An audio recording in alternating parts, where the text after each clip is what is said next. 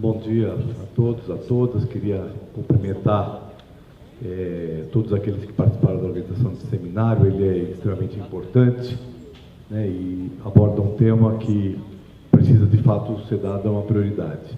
Eu pedi aqui para falar, fundamentalmente, em função do comentário do secretário, mas, na verdade, está muito ligado à falta de debate que tem havido no município sobre esse tema.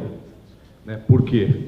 O plano diretor e depois a lei de zoneamento foi realizada em 2002, o plano diretor, e a lei de zoneamento em 2004. Na época eu fui o relator desses dois projetos aqui na Câmara de Vereadores e procedemos um amplo processo de consultas, audiências públicas, debates no Legislativo, e outros tantos foram feitos no Executivo.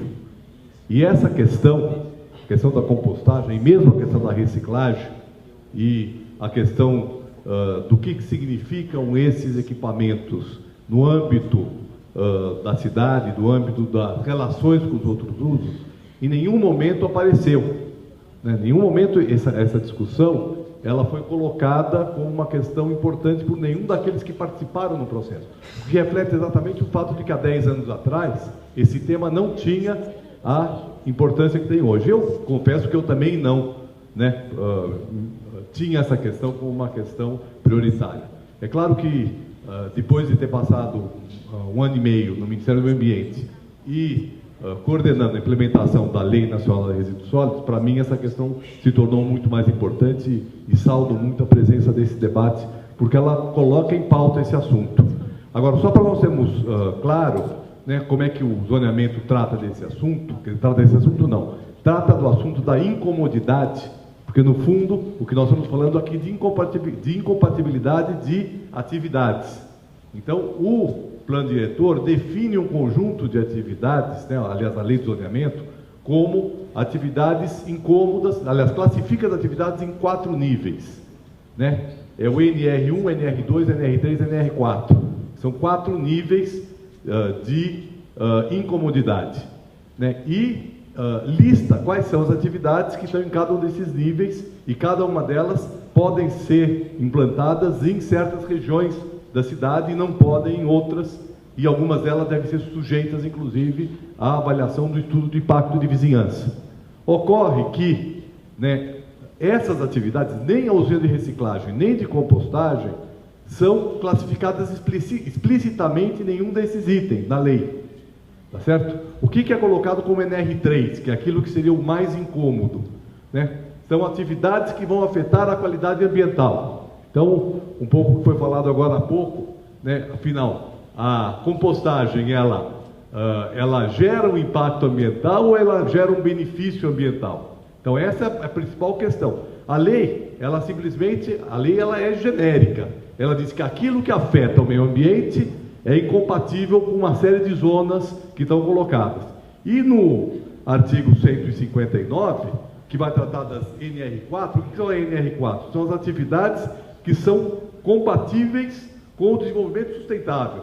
Então, na NR4, o texto que nós vamos ter aqui é o seguinte: atividades de manejo sustentável, aquelas realizadas no meio rural ou ligadas a atividades rurais, tais como agroindústria, atividades agroflorestal, agropecuária, dentre outras.